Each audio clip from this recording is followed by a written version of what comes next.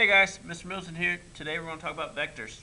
At the end of this video, you should be able to find the magnitude and direction of a vector. You should be able to write a vector in component form. And you should be able to take a vector in component form and find its magnitude and direction.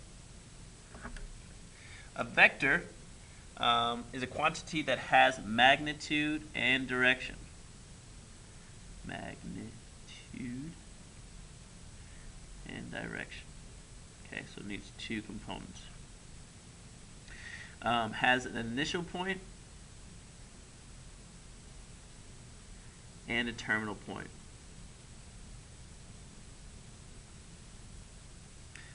And the distance from the starting point to the ending point is called the magnitude.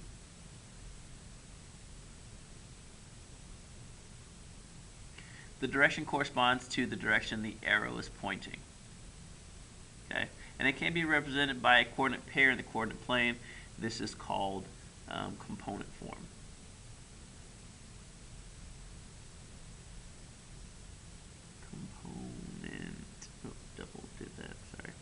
Component form. Okay, so in our example here, we're given a vector on a coordinate plane. The magnitude is the length from the initial point to the terminal point, which is 65.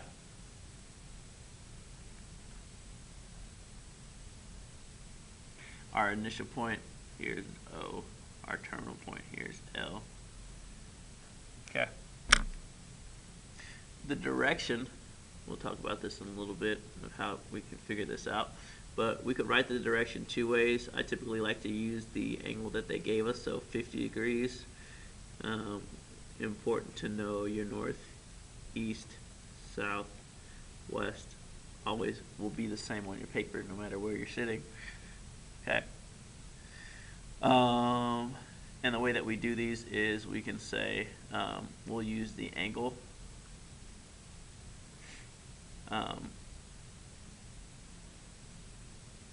We'll use the angle of the opening, and then we'll start with where it's going from where it's going.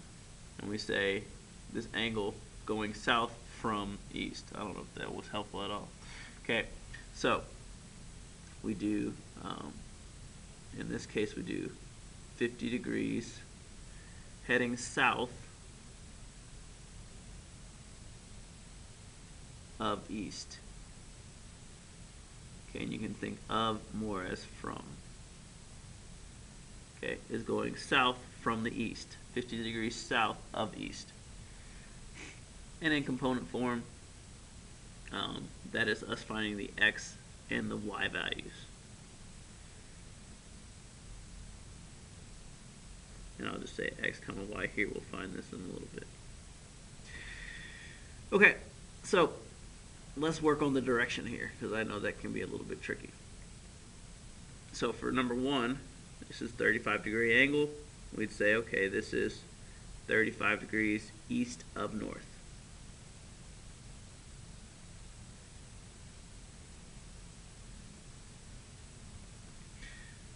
For the second one, we can say it's 25 degrees south of east.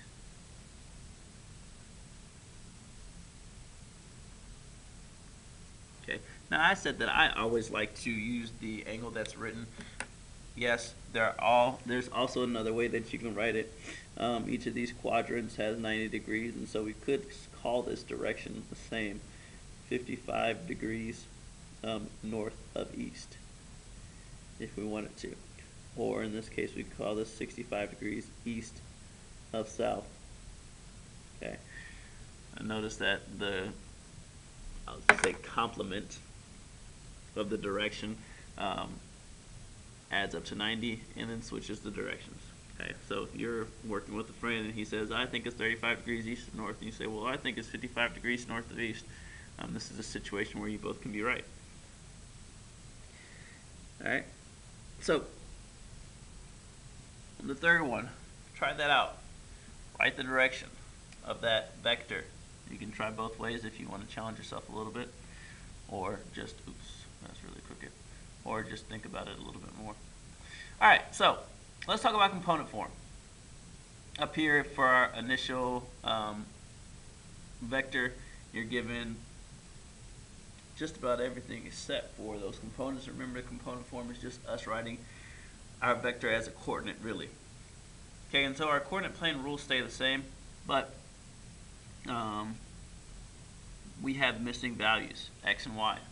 And we can find those values because what we really have here is a right triangle, where we're trying to find x and y. So if we look from the angle that we're given A, x is our adjacent side, y is our opposite side, and we have our hypotenuse. And so we can find x by using adjacent hypotenuse cosine. And so to find x, we'd say, okay, cosine 50 equals our adjacent x over our hypotenuse 65. Multiply both sides by 65. Okay, so 65 cosine 50. Oops. Should give us our x value, which is 41.78. 41.8. So x is 41.8. And now I'll find the y value. And so y is the opposite. Opposite of hypotenuse is sine. So sine of 50 equals opposite y over hypotenuse 65. Multiply both sides by 65. So 65 sine 50 equals y. 65 sine 50. And that gives me 49.79 or 49.8. Okay. So y is 49.8. Now, like I said, we have to follow our coordinate rules. There's no way that if I type in a cosine or sine or tangent that I'll ever get a negative number. Okay, but on my coordinate plane, I have to make sure that I'm thinking, is my x negative, is my y negative? Okay, so I have to double check myself. X goes to the right, so it's positive, 41.8. Y goes down. It'll be negative, negative 49.8. Okay, and so there are my vectors. Okay, so here's the work that we used to show that. A little bit more space to do that at the bottom as we did at the top. Okay. All right.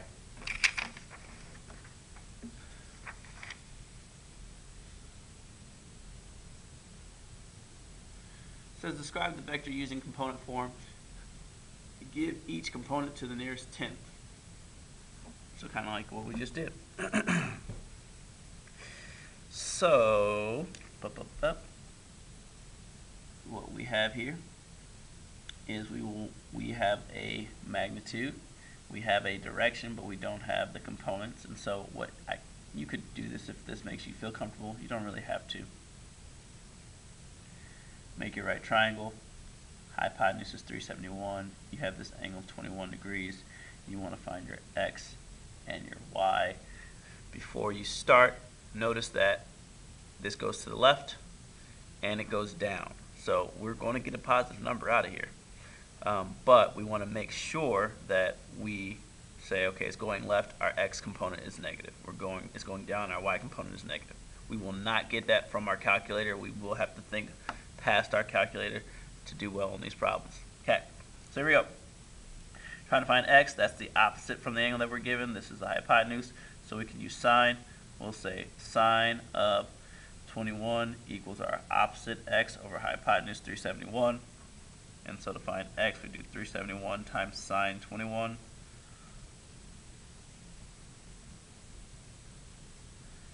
And that gives us, to the nearest tenth, 133.0. Okay. To find y is our adjacent over hypotenuse, so cosine. So we'll say cosine 21 equals the adjacent y over the hypotenuse 371. Multiply both sides by 371, so we have 371 cosine 21.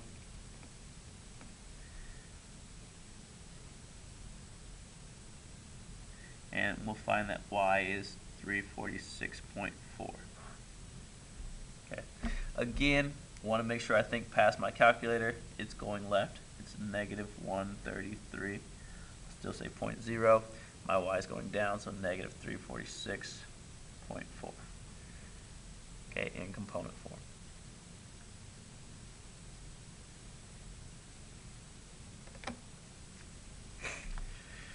Okay, finding magnitude and direction. Given a vector in component form, sketch the vector. Then find the magnitude and direction. Give each to the nearest whole number. Okay, so here they give us this, -8, 15. Ooh, that is a crooked line. Okay. -8, 15, -8, 15 would be here. Okay, and so what I have, -8, 15, these places. I need to find a magnitude and a direction. Magnitude, remember, is the hypotenuse. I'll just say that. And then the direction is the angle. Again, we can use our trig, but this is a right triangle, and so in order to find the hypotenuse, we can use Pythagorean's theorem a little bit better. Again, they did give us a -8. Our distances, our lengths won't be negative, so we will use Pythagorean's theorem. Just make sure that you use that +8 value, because that's what it should be. So a squared plus b squared equals c squared. And so 225 plus 64 equals 289. Square root of 289, is that 17? It is. So c squared equals 289. Square root of that for both sides. C will be 17. So our magnitude is 17. Okay, and sometimes it'll be a length or speed or something like that. In this case, they just gave us numbers, so we'll just say 17. Our direction, we need to find the angle, and we will use the numbers that they give us. It's going to be better for us to use numbers that they give us than to use the number that we found, okay? Just in case the number we found is wrong or that we had to round the number that we found. I always want to use what they gave us. So here, opposite, adjacent, we'll use tangent. And so we can say tangent of, and I just use D, equals the opposite, 15, over the adjacent. Again, we're going to make sure we use a positive value because it won't work if we use a negative value. And so in order to find D, to get D by itself, we have to use inverse tangent on both sides. And so we have the inverse tangent of 15 over 8.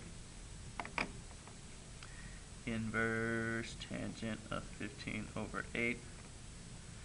And that will give us 61.9 to the nearest whole number, so I'll say 62. Okay, now even though we found this as 62, remember that's not it. We want to find a direction, not just that value. And so we can say 62 degrees north of north of west, sorry. Okay, because this is west, this is north. This is the 62. It's starting from the west, going to the north. So north from west, or north of west.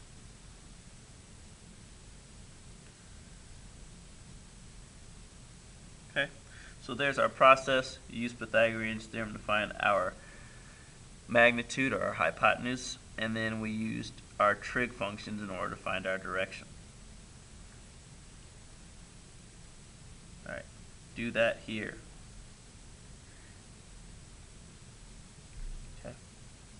Alright, let's look at some story problems. It says Barcelona, Spain is 207 kilometers north and 428 kilometers east of Madrid, Spain. On a direct line, how far is Barcelona from Madrid to the nearest kilometer? Describe the direction from Madrid to Barcelona to the nearest degree. So here we go. Basically, looking at a coordinate plane again, it says Barcelona, Spain is 200 north and Madrid, Spain. So I'm going to say this is Spain. Okay. So we're going 207 degrees north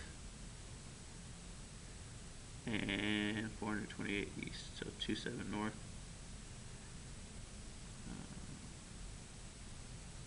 428 east. All right. There we go. Got a triangle there. It's going to be a right triangle. Okay. We want to find that's Spain. Oh, I use Spain for both of them. Barcelona. So this is Barcelona. There we go. And this is Madrid. There we go. Okay, so here we go. Drew our picture out. We have it on our coordinate plane. We can use this for our magnitude. Our magnitude is our hypotenuse, and so we'll do 207 squared plus 428 squared equals, I'll just say our magnitude squared. Definitely using the calculator here, 207 squared plus 428 squared gives us this value, 226033. Okay, and we want to know what that is, the square root. And so we find our magnitude is 475 to the nearest degree. And then that's to the nearest kilometer. Okay, so to the nearest kilometer is 475 kilometers away. That's our magnitude. So we figured that out. Okay, second, they want us to find the direction. Okay, so we're going to find this angle. This is the angle that we'll want to find. And again, we can do that by using our trig functions. We're given the opposite side and the adjacent side of this. So we're going to use tangent. So we can say tangent x because we don't know what the degree measure is. Opposite over adjacent, 428 over 207. And so we can use the inverse tangent. 428 over 207. So inverse tangent of 428 over 207. And that gives us 64.18, but it says to the nearest degree, so 64 degrees. Okay, so we know that this is 64 degrees, and we started from north, we're going to east, so we'll say 64 degrees east of north.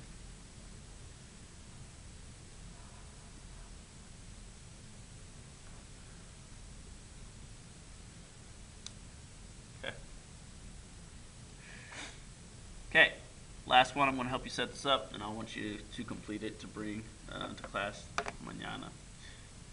A bird flies 73 feet in a straight line to a point that's 41 degrees west of north from its original nesting site. Give the bird's final nesting site in component form. So here we go.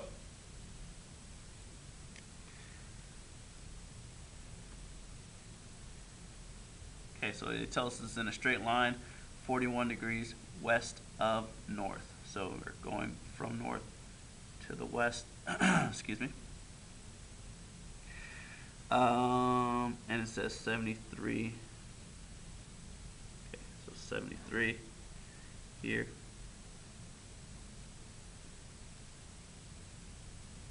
Okay. And that is not a degrees. I don't know why I wrote degrees. 73 feet. Okay, so we know that this is 41 degrees. They want us to find our component form. So our triangle could look like this. 73 degrees, 90 here. Jeez, I keep saying degrees. Feet. 41 degrees, there we go. And we need to find x and y. So try that out, find x and y, bring it to class tomorrow, complete it. Hopefully now you see how you can use components and component form to solve for vectors. See ya.